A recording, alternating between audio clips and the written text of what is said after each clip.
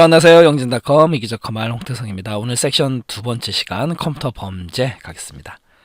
첫 번째로 이제 정보화 사회, 그 다음에 역기능인데요. 우리가 정보화 사회라는 건 뭐냐면 정보를 만들어낸 정보를 가공을 하는 거죠. 그리고 유통을 해요.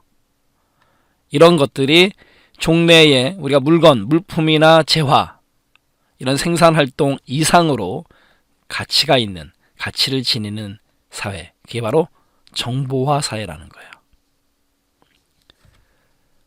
그 다음에 정보화 사회가 발전하게 된 동기, 획기적인 기술 혁신 뭐예요? 컴퓨터가, 그 다음에 정보통신, 통신기술이 어마어마하게 빠른 속도로 발전하죠. 그런 것들이 원동력이 됐다라는 거고, 지식, 정보 같은 정신적 가치의 중요성이 부각됐다라는 거고, 빅데이터, 그죠? 정보 자원에 의해서 주도되는 사회, 그걸 정보화 사회 이렇게 부르는 거예요. 이미 우리가 정보화 사회에 살고 있기 때문에 다 아시는 내용이고요. 중요한 건 얘예요. 정보화 사회의 역기능 잘못돼가는 거죠. 정보화 사회라 좋기만 한데 이런 나쁜 점도 생기더라. 그걸 역기능이라 하는데 컴퓨터 범죄가 증가하고 있습니다. 그렇죠? 음란물, 폭력물의 무분별한 유통, 개인정보의 누출, 사생활 침해, 현실 도피, 비인간화 현상 초래, 그 다음에 나머지 건 다 아시는 거잖아요. 어렵지 않아요? 이야기가. 그런데 요거 정보 이용의 불평등, 이게 바로 정보사의 역기능입니다. 누구에게나 똑같은 정보가 가는 게 아니기 때문에 정보를 이용함에 있어서 불평등이 생긴다. 그게 정보사의 역기능에 해당이 돼요. 이거는 조심하셔야 돼요. 시험 문제에서 맞다 틀리다 잘 다룹니다.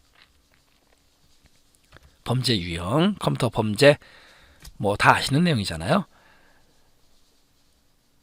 데이터를 허가 없이 불법적으로 이용한다거나 불건전한 정보를 다른 곳으로 전송하는 거 전부 다 위법 행위다라는 거고, 그리고 지적 재산권 침해, 금융 사기, 불건전한 정보의 유통, 뭐 다 이런 것들 어렵지 않고, 해킹이라는 건 뭐 워낙 유명한 단어이기 때문에 아시잖아요. 남의 컴퓨터에 불법적으로 침투해서 불법적인 접근, 침투해서 정보를 유출하거나 파괴하는 행위, 이런 행위를 하는 사람을 우리가 해커라고 부른다라는 거죠.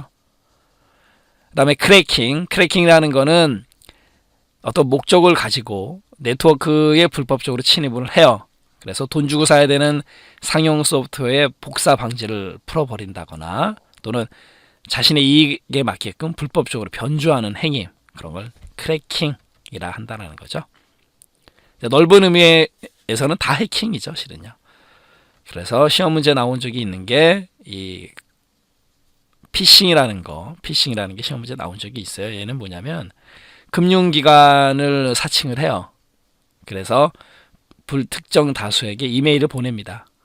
그렇게 함으로써 개인정보를 빼낸다는 얘기죠. 개인정보를 몰래 빼내서 사기에 이용하는 해킹 수법, 피싱이라고 그래요. 피싱. 메일을 보낼 때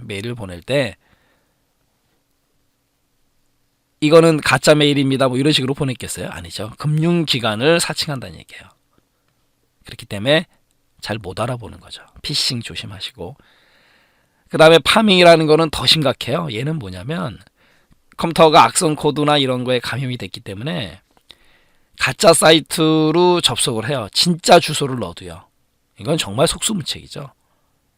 해당되는 사이트인 줄 알고 들어갔는데, 은행 사이트인 줄 알고 들어갔는데 가짜 사이트예요. 가짜 사이트로 접속하게 만들어버리는 거, 그게 바로 파밍이에요. 파밍. 그 다음 또 있어요. 스미싱. 우리 문자 같은 거 봤잖아요. 돌잔치 초대, 뭐 결혼 초대 이런 거 눌러 순간 소액 결제가 돼버려요. 그런 겁니다. 문자 메시지에 인터넷 주소를 클릭하게 되면 악성 코드가 설치되고 나도 모르게 소액 결제가 되거나 정보가 유출되는 범죄 행위, 그걸 스미싱이라 그래요. 이번에 인터넷 부정행위 가겠습니다. 도청이라는 게 있어요. 와이어 태핑. 도청이 뭐예요? 몰래 엿듣는 거죠. 그래서 통신 회선상에 전송 중인 자료나 정보를 몰래 빼내서 도청하는 행위다라는 거죠. 몰래 빼내는 행위, 도청. 그 다음에 스니핑. 이 스니프가 무슨 뜻이냐면 개코를 이런 뜻이 있어요. 그러니까 냄새를 맡는 거죠. 그래서 얘는 특정 호스트에서 실행돼서 호스트에 전송되는 정보를 갖다 엿보는 행위예요. 여기서 얘기하는 정보라는 건 계정이라든가 어카운트, 패스워드 이런 거죠. 그 다음에 스푸프 자체가 속임수란 뜻이 있어요. 사기죠, 사기. 그래서 속임수의 의미로 어떤 프로그램이 정상적으로 실행되는 것처럼 뻥을 치는 거, 스푸핑이라 그래요. 웜이라는 거는 이제 감염 대상을 갖고 있지는 않는데 연속적으로 자신을 계속 복제를 해요. 그럼으로 인해서 시스템에 부하를 갖다 주겠다라는 거죠.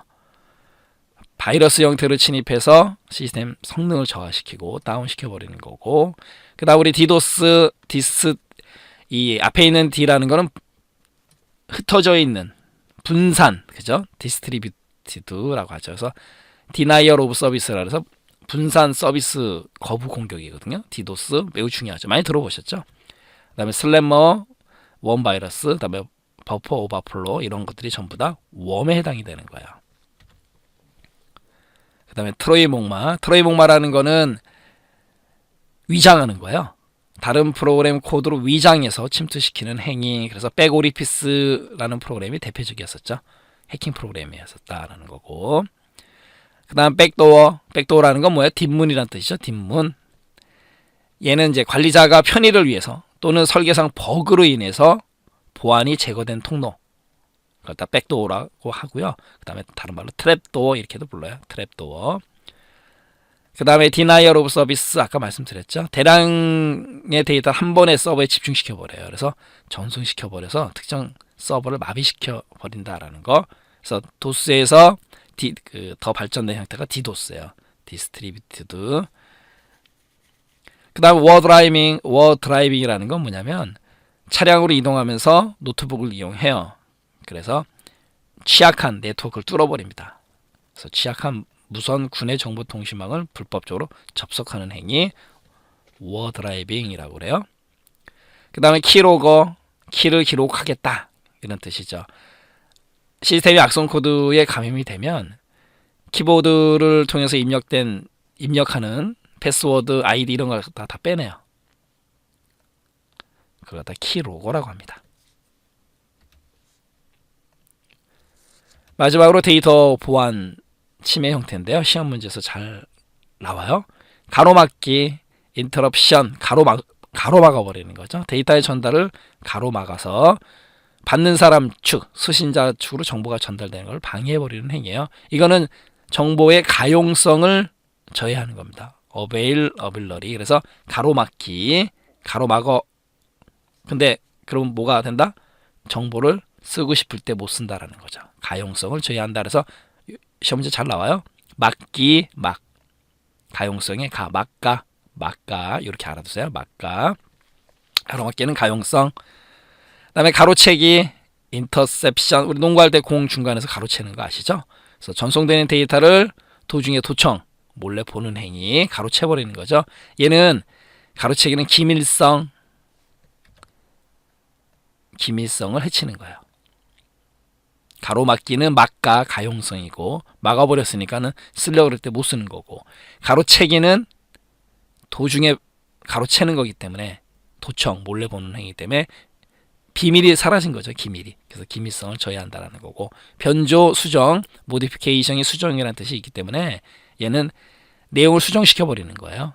결론적으로 무결성이 저해된다. 그러니까 결점이 생기는 거죠. 무결성이라는 거는 일관적이고 정확해야 되는데 변조, 수정됐기 때문에 그 정확성이 떨어지는 거죠. 그래서 무결성이 저해된다라는 거고, 그 다음에 패브리케이션, 얘도 위조라는 뜻이 있기 때문에 마찬가지로 무결성이 저해돼요. 위조시켜버리는 거죠. 그래서 인증 관계없이 다른 보낸 사람, 송신자로부터 데이터가 온 것처럼 꾸미는 거예요. 그러니까 위조해버리는 거죠. 얘도 마찬가지로 무결성이에요. 위조 개념이기 때문에. 그래서 가로막기는 가용성, 막가, 가로채기는 기밀성, 채기, 그 다음에 변조, 수정, 위조는 전부 다 무결성이에요. 그래서 데이터 보안 침해 형태도 시험 문제에서 맞다 틀리다 잘 언급을 합니다. 시스템 보안 가겠습니다. 시스템 보안이라는 거는 우리가 보안의 의미는 뭐예요? 안전하게 지키는 거죠. 가겠습니다. 시스템 및 데이터를 고의 또는 실수에 의한 공개, 변조, 파괴, 지체 이런 것부터 보호하는 거다라는 거예요. 보호하는 것, 이제 보안에 해당되는 거고, 보안을 위해서는 이제 각 자원들에 대한 가치 평가를 통해서 중요도에 대한 보안 정책이 수립되어야 된다. 이건 뭐 당연한 얘기고요. 불법 사용자가 시스템에 침투해서 자원을 훔치거나 변경하는 행위를 막기 위한 보안. 그래서 네트워크에 연결된 컴퓨터 시스템의 운영체제 OS, 운영 프로그램, 인터넷 서버 등의 취약점을 이용한 침입을 방지하는 것이다 라는 거고요. 그 다음에 시스템 보안에서 제일 중요한 건 방화벽을 이용해서 구축한다예요. 방화벽, 파이어월 그러는데, 방화벽이라는 거는 우리가 건물에서 불이 났을 때 불이 더 이상 번지지 못하도록 하는 그 벽을 파이어월, 방화벽이라고 하거든요. 가겠습니다. 컴퓨터에도 방화벽이 있어요. 방화벽은 여기 나와 있는 센텐스 맞다 틀리다가 시험 문제 나오니까요. 신경 쓰시고요. 가겠습니다. 방화벽은 내부망과 외부망 사이의 상호 접속, 또 데이터 전송을 안전하게 통제하기 위한 보안 기능이에요. 내부, 외부. 아까도 외부에서 불이 났을 때 안으로 못 들어오게, 그 개념이기 때문에 외부의 불법 침입으로부터 내부의 정보 자산을 보호하고, 자, 외부의 불법적인 침입으로부터요. 당연히 내부의 정보 자산을 보호하는 거고, 외부로부터 유해 정보 유입을 차단하기 위한 정책, 얘도 마찬가지예요. 외부로부터예요. 그런 정책, 또 이를 지원하는 하드웨어 및 소프트웨어를 총칭하는 거예요. 그러니까 시험 문제에서는 하드웨어만, 소프트웨어만 이렇게 또 뻥을 치겠죠. 이거 조심하시고, 외부에서 내부로 들어오는 패킷, 이 패킷이라는 게 PACKET 전송할 때의 단위잖아요. 패킷을 엄격하게 체크합니다. 그래서 인증된 것만 통과시키는 구조예요.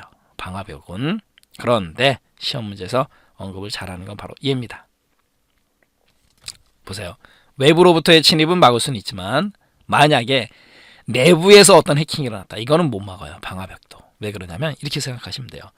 바깥에서 불이 났을 때 안으로 불이 못 들어오게 방화벽을 딱 해놨는데 안에서 불이 나는 건 어떻게 하란 말이에요.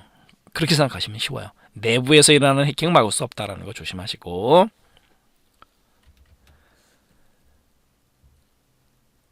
방화벽은 네트워크를 보호하기 위한 다양한 보안장치의 구조와 보안 기능을 포괄적으로 나타내는 용어를 의미한다라는 거예요. 아까 이것처럼 하드웨어, 소프트웨어, 총칭, 정책 이런 것 전부 다 얘기하는 것처럼. 그 다음에 또 하나는 역추적해가지고 흔적을 찾을 수도 있다 없다. 있다. 이런 거 조심하시고요. 그래서 아까 이 부분 시험 문제에서 잘 나옵니다. 조심하시고요. 방화벽의 기능과 특징인데, 기능은 방금 전에 뭐 살펴봤잖아요. 접근을 제어하겠다라는 거고, 사용자 인증, 너 맞아? 그쵸? 그 다음에 로깅, 암호화 이런 게 방화벽의 기능이고, 특징이라는 거는 개인정보, 프라이버시 보호하는 거죠. 그 다음에 서비스의 취약점을 보호해주고 보안 기능을 집중화시킨다라는 거. 그래서 방화벽의 기능과 특징이고, 중요한 건 이제 얘예요. 방화벽의 구성요소. 스크린 라우터라는 게 있는데, 얘는 패킷 전송을 담당하는 라우터에서, 우리 라우터 최적의 경로를 선택하는 장치 기억나시죠? 라우터는 최적의 경로 선택이에요. 라우터에서 허가받지 않는 발신자의 정보를 제거해버리는 거. 스크린 라우터.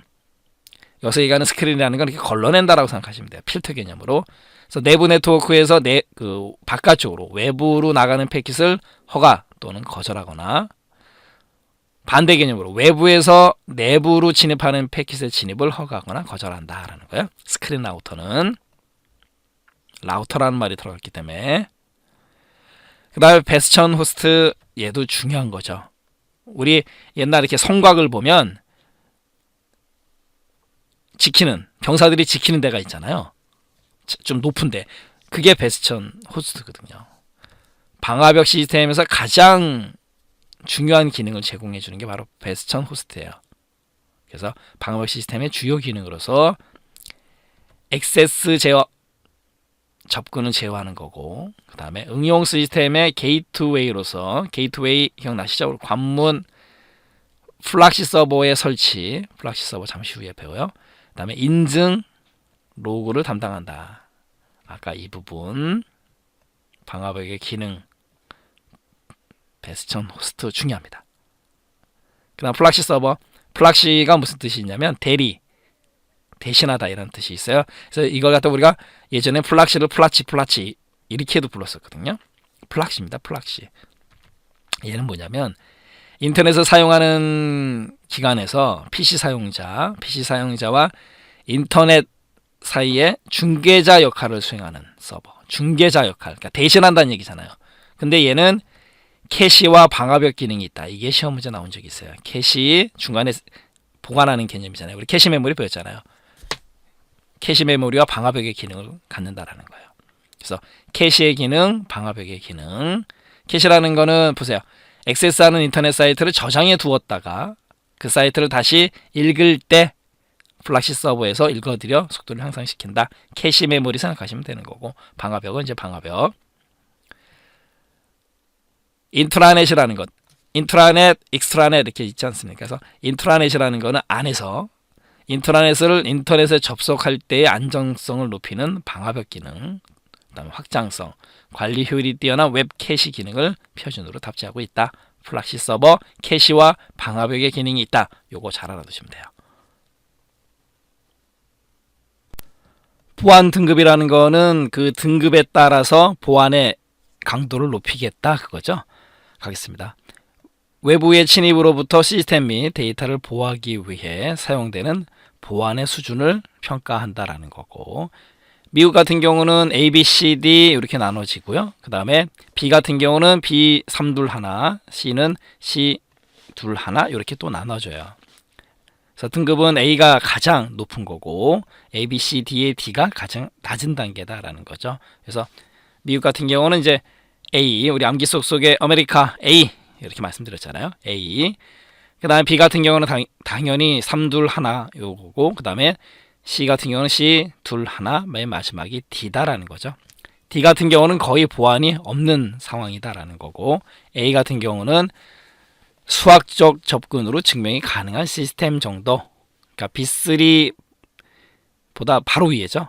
B3 등급의 보안 수준으로 시스템 안전을 수학적인 접근으로 증명이 가능한 시스템이다. 그래서 A, B는 이렇게 나눠지고, 그 다음에 C, D 이렇게 나눠져요. 그런데 우리나라 같은 경우는요. 우리나라 같은 경우는 이제 한국정보보호센터 이제 키사에서 정한 건데, 우리나라는 K7이 제일 강합니다. K7, 그 다음에 6543, 21 이렇게 내려가요. 보안 등급 간단하게만 알아두시고요. 이번엔 정보보호 서비스 가겠습니다. 인증이라는 게 뭐예요? 인증. 너 맞아? 확인하는 거죠. 그래서 사용자 또는 발신자가 본인인지 확인하는 거. 그리고 전송된 메시지가 확실히 갔는지 확인하는 거. 그게 인증이에요. 인증. 다른 의미 그대로 생각하시면 돼요.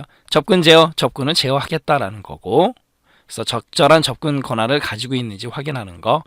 비밀 보장, 보안 시스템을 이용할 때 데이터의 비밀이 보장되는 거. 부인 봉쇄는 중요해요. 부인 봉쇄 말이 좀 어렵거든요. 부인 봉쇄라는 건 뭐냐면, 우리가 물건을 사고 돈을 내요. 그리고 뭘 받습니까? 영수증을 받잖아요. 왜 영수증을 받아요? 나중에 돈 안 됐다 그러면 할 말이 없잖아요. 영수증 보여주면 된 거잖아요. 바로 그런 겁니다. 여기서 송신자가 송신한 사실에 대해서 부인하거나 안 보냈어요. 수신자가 수신한 사실을 부인하는 거. 안 받았어요. 이걸 갖다가 보호하는 거예요. 부인하는 거. 부인하는 걸 봉쇄하겠다라는 거죠. 그래서 증거를 제공하는 거. 그게 부인 봉쇄고, 무결성이라는 거는 결점이 없다. 정확하다. 일관성이 있다. 그 뜻이에요. 권한이 없는 방식으로 변경되거나 파괴되지 않은 데이터의 특성, 이게 무결성이고, 보안 감사, 우리 감사하는 거 있잖아요. 보안에 대한 감사를 위해서 시스템 보안 침해 여부 등을 조사하는 거, 그게 바로 보안 감사예요. 암호화라는 거는 뭐냐면 데이터에다가 암호 알고리즘을 적용시킨다라는 거죠. 그러면 그 데이터를 보더라도 무슨 내용인지 알 수 없게끔 만들어 버리는 거예요. 그래서 허가받지 않은 사람들이 정보를 쉽게 이해할 수 없도록 데이터를 암호문이라는 형태로 변환해주는 기법이다라는 거죠. 암호화를 위해서는 이제 키와 암호 알고리즘을 사용한다라는 거고요.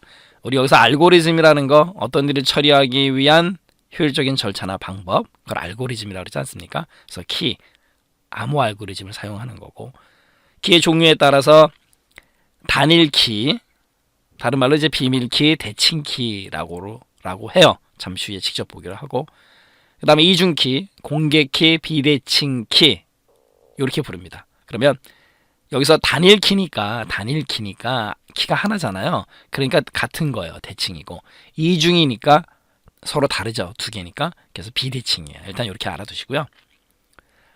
암호화 5가지 원칙이 있습니다. 신원 확인, 너 맞니? 그죠? 그 다음에 인증, 이미 배웠던 부분이고, 발신자의 부인 봉쇄 배웠잖아요. 부인 봉쇄, 오리발 내미는 거죠. 오리발 내미는 걸 미연에 방지하겠다, 그 뜻이에요. 검증, 그 다음에 개인정보 보호, 이런 것들이 암호화 5가지 원칙이에요. 그러면 중요한 건 얘입니다. 암호화 기법. 첫 번째로 비밀키 가겠습니다. 비밀키라는 거는 대칭키, 단일키 이렇게도 불러요. 무슨 말이냐면 단일키라는 거는 하나죠. 하나 있는 거예요. 키가 하나 있으니까 똑같이 생겨야 돼요. 대칭키, 같다란 뜻입니다. 그리고 비밀이에요. 비밀키. 누구한테 알려주면 안 돼요. 복제됩니다. 우리끼리 비밀이야. 너랑 나랑 갖고 있는 키는 똑같아. 비밀, 똑같다. 단일. 그래서 이거를요, 어떻게 암기하시면 되냐면, 우리 암기 쏙쏙 해드렸잖아요. 비대를 달았다. 비대단, 비밀키, 대칭키, 단일키, 비대단, 이렇게 머릿속에 넣어두세요. 비대단, 암기 쏙쏙 해드렸듯이 비대단, 비대단단 됐네요. 비밀키, 대칭키, 단일키. 여러분들 이렇게 달달달 외워두셔야 돼요. 이거 헷갈립니다. 나중에는. 보세요. 비밀키 뭐냐면, 송신자와 보내는 사람, 수신자, 받는 사람 서로 동일해요. 동일하다라는 건 뭐다? 대칭이라고 표현합니다. 대칭이 똑같다는 뜻이에요. 대칭, 그리고 하나의 키, 하나, 다른 말로 단일, 비밀키. 그래서 비대단이에요. 비대단. 비밀키, 대칭키, 단일키. 이거부터 이해하셔야 돼요. 그리고 얘는 암호화하고 다시 원래대로 돌리는, 복호하는 속도가 빠릅니다. 왜요? 단일키잖아요. 그리고 알고리즘이 간단해요. 왜? 단일키니까. 파일의 크기도 작습니다. 그런데 사용자가 많아지면 관리해야 될 키의 개수가 늘어나요. 이런 단점이 있습니다. 사용자가 많아지면 관리해야 되는 키의 개수가 늘어난다. 그리고 대표적인 방식은 DES라는 게 있어요. DS. 잠시 후에 여기서 배워요.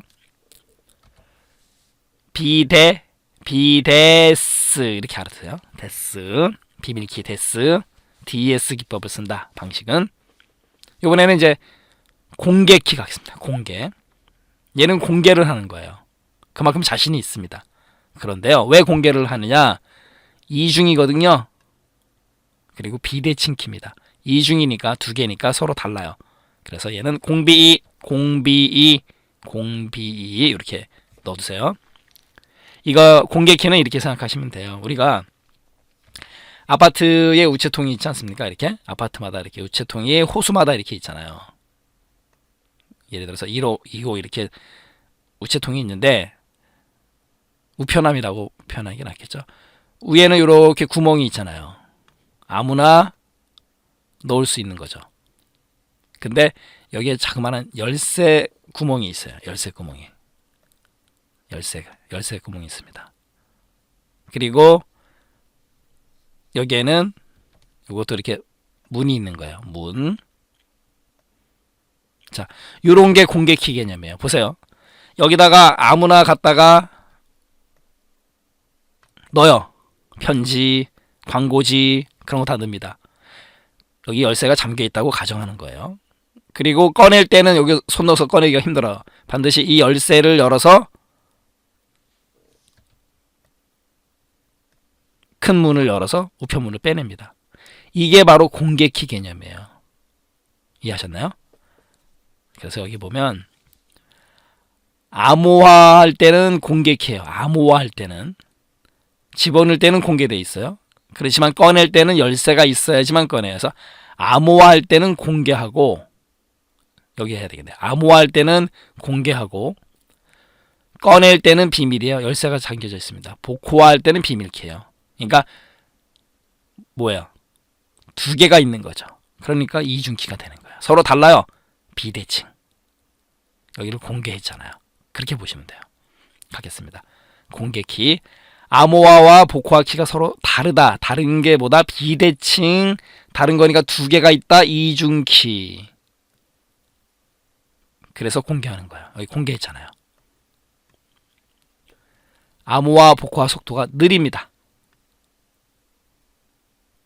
그리고 방금 전에 말씀드렸듯이 암호화할 때는 공개하고요. 복호화할 때는 비밀키로 한다. 그래서 제가 만든 사자성어 암공복비 이렇게 하세요. 암공복비. 암호화할 때는 공개키. 암공복비. 복호화할 때는 비밀키. 암공복비. 이중키이므로 알고리즘이 복잡하고 당연히 파일의 크기가 크다라는 거. 암호화가 공개이므로 키의 분배가 쉽고 공개이므로 아무나 갖다 우편물 넣을 수 있고 관리해야 되는 키의 개수가 줄어든다라는 거죠. 대표적인 방식은 알사가 있습니다. 알사 사람 이름 딴 거예요. 얘는. 그래서 데스고 공개는 알사예요. 공알사 이렇게 알아두세요. 다음화 시스템 가겠습니다. 데스는 어디 키? 무슨 키? 대칭키. 데이터 암호화 표준 데스는요. 방금 전에 말씀드렸잖아요. 데스, 비대, 비밀키 56비트의 키를 사용해서 64비트의 평문 블록을 암호화하는 방식이에요. 이런 거는 맞다 틀리다 나오면 맞출 줄 아셔야 돼요. 56비트의 키를 사용합니다. 그래서 64비트의 평문 블록을 암호화하는 방식이에요. 뭐가? 데스.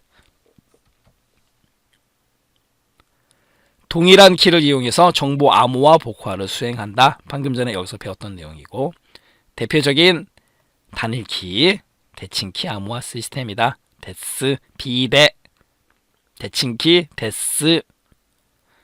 이번엔 알사요. 알사 매우 중요해요. 알사 같은 경우는 리베스트, 샤미르, 알더맨 사람 이름을 딴 거예요. 앞자 RSA 3인이 공동으로 개발한 알사법이라는 알고리즘을 사용하는데 소인수 분해의 원리를 이용한 겁니다. 공개키 암호화 방식이다. 공알사. 암호화와 사용자 인증을 동시에 수행하는 대표적인 이중키, 비대칭키, 공개키, 공알사 그 정도로만 알아두시면 돼요. 암호화 시스템 종류 데스, 알사, 비밀키, 공개키. 암호화 기법은 각각의 기법, 시스템 종류, 특징 정확하게 알고 가셔야 되고요. 혼돈하시면 절대 안 됩니다. 이번에는 이제 전자우편, 이메일 보안인데요. 전자우편 보안, PM이라는 게 있어요. Privacy Enhanced Mail인데 플레임은 중요하지 않고 PM이라는 거는 인터넷 국제 표준화 기구에서 개발한 암호화 기법이에요. 얘는 보안 면에서는 우수한데 구현이 어려워서 널리 이용되지는 않아요. 그러니까 알고만 계시고요. 얘 같은 경우는 이메일을 전송하는 도중에 정보가 유출되더라도 문제가 발생하지 않도록 하는 암호화 시스템이에요. 근데 구현이 어려우면 별 의미가 없는 거죠. 그래서 얘를 알아두셔야 돼요. PGP, Pretty Good Privacy 약자예요. PGP. 얘는 필립 짐머만이라는 사람이 이제 개발한 암호화 기법이고 현재 전자우편 암호화에 주로 사용합니다. PGP 같은 경우는 방금 전에 배운 알사 방법을 이용해서 암호화해요. 바로 이 부분이죠. 공개키 방식을 이용해서 공비이 기억나시죠? 인터넷 전자우편을 암호화하고 복호하는데 사용하는 프로그램이다라는 거예요. 전자우편에서 사용하는 거 PGP. 그 다음에 해시 함수를 이용해서 메시지의 변경 여부를 점검한다. 뭐가요? PGP. 이렇게 알아두시고요. 그 다음에 전자서명은 말씀 안 드려도 아시잖아요. 메시지에 서명을 추가하는 거죠. 그래서 송신자의 신분을 인증하는 암호화된 데이터를 의미하는 거고, 메시지 인증, 그다음에 사용자 인증 이렇게 두 가지를 갖다 인증한다. 송신 부인 방지, 부인 봉쇄 기억나시잖아요. 오리발 내미는 거를 미연에 방지하는 거. 그다음에 공개키, 공비이 전자서명은 공개키 방식을 사용하도록 규정됐다. 우리나라 전자서명법에. 그렇게 알고 가시면 되겠죠. 마지막으로 웹에서의 보안인데요. S-HTTP라는 거는 우리 하이퍼텍스트 트랜스퍼 프로토콜 기억나시죠? 기존 HTTP의 보안 확장판이다. 그래서 공개키 암호 알고리즘을 사용한다라는 거고, 그 다음에 SSL 매우 중요하죠. Secure Socket Layer인데요. 얘 같은 경우는 넷스케이프 브라우저에서 사용한 암호화 프로토콜이다. 이건 좀 알고 가셔야 되고, 그 다음에 HTTP, NNTP, 파일 트랜스퍼 프로토콜, FTP 등에서도 호환이 된다라는 거예요. SSL 이건 좀 조심하시고, 그 다음에 SEA 이 같은 경우는 W3C에서 개발한 것, 그래서 전자서명, 암호화 통신 등을 이용한 보안이다라는 거고, 그 다음에 SET도 좀 신경 쓰셔야 돼요. SSL처럼. 얘 같은 경우는 전자상거래에서 신용카드를 안전하게 쓸 수 있도록 보장해주는 프로토콜이에요. 그래서 마스터카드, 마이크로소프트, 넷스케이프, 비자, 인터내셔널 이 회사들이 합작해서 만든 거다라는 거죠. 그래서 SSL, SET 이런 건 조금 맞다 틀리다 구분 잘 하셔야 됩니다. 네, 이렇게 해서 이번 섹션 컴퓨터 범죄 마치도록 하겠습니다.